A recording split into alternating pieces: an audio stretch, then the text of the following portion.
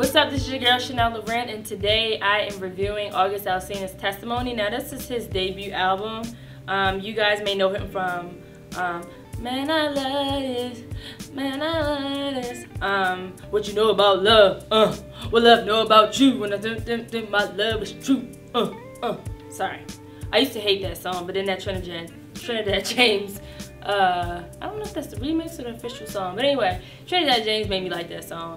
I will say about August, his voice, this new generation of R&B, they sing through their nose, and it drives me bonkers, okay? So I don't know if my little sister will have anybody from her generation to look up to musically, like, because these people really cannot sing in real life. Like, it's tolerable, but it's not the Brandys, the Jasmine Sullivans, the India Aries, the Layla Hathaways, the Lettuceys. Like, this younger generation, it's like they sing, they can hold a tune, and then their mama or their friends like, yo, you can sing, and they like, word, and then they do this, like, what is that about? Anyway, enough of that. So he had a song on the radio, and I was like, oh, okay, and then he was all buzzing on the internet and music radio shows and stuff like that, and I said, okay, let me check him out. So I did so I listened to the album, and I will say that what's kind of refreshing about him, kind of like Trey Songz and Trey Songz' first album, you could tell that it was like the introduction of them. You can tell that it wasn't some high-paid producer or some well-known Sean Garrett or Bangladesh, or any of these people who write and produce, Rodney Jerkins. Somebody didn't come in and write for him. You could tell this was total autobiographical, which I can appreciate, because I feel like I know his story through listening to his music, which is good, because some people I still don't know today. It just seems like, seems cookie cutter, but he's authentic, too damn authentic, and I'll get to that in a second.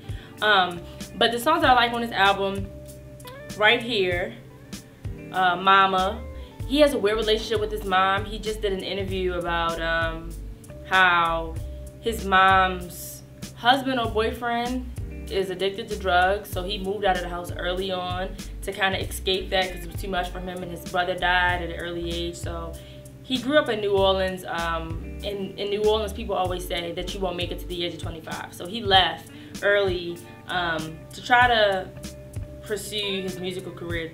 Dropped out of high school. He finally got his GED, and the song about his mother is really nice. Like, I love you, I know we've been through some things, but you'll always be a mama type situation. Then there's a song with Fab called Get Your Money.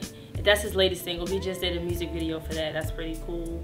But yes, August, I was rocking with you, then you just started acting like a damn donkey. And nowadays, back in the day, Marvin Gaye, before we had social media, we didn't know much about the artists.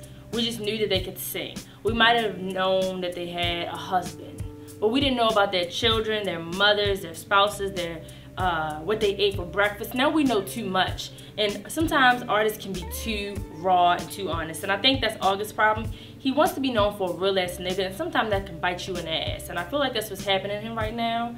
And he needs to chill and get some artist development, and Def Jam should do a better job. A&R, they need to hold on to this brother before he is. So let me tell you, I know everybody's been watching YouTube and they've been seeing these memes and Instagram videos. So August was on The Breakfast Club. They asked him about Trey Songz. What's the whole beef? He was on Wrap Up, talking out the side of his neck about Trigger. I don't really know what the issue was. I don't know if it was money or he was supposed to open up for Trey. Trey didn't want him to. Trey had a stink attitude. There's all types of rumors flying around. But anyway, he brought it up in that interview. So of course, because he brought it up, everybody wants to know. Because he is kind of like a mini Trey Songz. Light skin. Both of them have this lean body, tattoos. Trey's not really ghetto like August. August is just straight ass hood. At first I thought this guy was a rapper. You know what I mean? But he's kind of like a preppy thug. It's weird. On The Breakfast Club, Envy asked him a question about Trey Songz. He was raising his voice, getting a little agitated. That was whatever. They laughed it off, whatever. Did a couple threats to Charlamagne, because Charlamagne, of course, that's his job, to be an idiot. kind of threatened Charlamagne a little bit. Then later that day, he went on 106 & Park, and the new host, Keisha Shantae, asked him about the Trey Songz incident, and he said something to the effect of, so you really gonna do this even though I just told you that I didn't want to talk about this shit? And it was inappropriate. Like, 13-year-olds watching, and they're listening, and there are kids in the audience, and it's just disrespectful to curse to a female, especially someone who's interviewing you in front of millions of people. It's not a good representation, especially because this is your debut album and you're so angry, and Keisha's only doing her job. I don't care if you told her off air you didn't want to talk about it.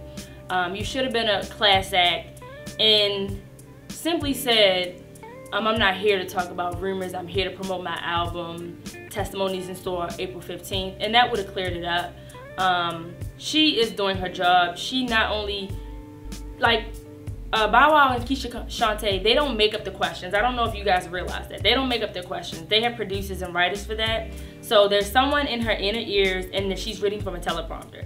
So it could have been, you know, nobody goes far in journalism and broadcasting if they don't push the envelope.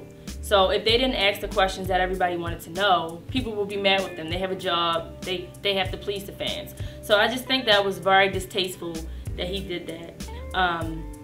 And it kind of put a bad taste in my mouth because he did 2 for 2 this week. Not saying he has 3 strikes, but he's really showing himself to be an asshole right now, and I'm not really feeling it. But back to the album. I'm kind of into the person and the artist, and it's kind of conflicting. So before I saw him being an ass on interviews, I was gonna say, you know what, you should support this brother from New Orleans. He has a sad ass story. He needs the money. His brother died. He's raising his little nieces, his 2 nieces. Has a little sappy ass story. I was gonna say buy the album. Then I saw this man acting like a donkey this week. I said, you know what? Don't even do it, brothers and sisters. Go ahead and download it. Just go ahead and download it. Tell me what you think. If you have not seen the 106 & Park interview, do yourself a favor. Because you might want to do a little investigation before you support this man. You need to see who he really is. This is your girl, Chanel Loren. Make sure you hit the like button. Comment. I love talking to you guys. I appreciate you watching. Spread love.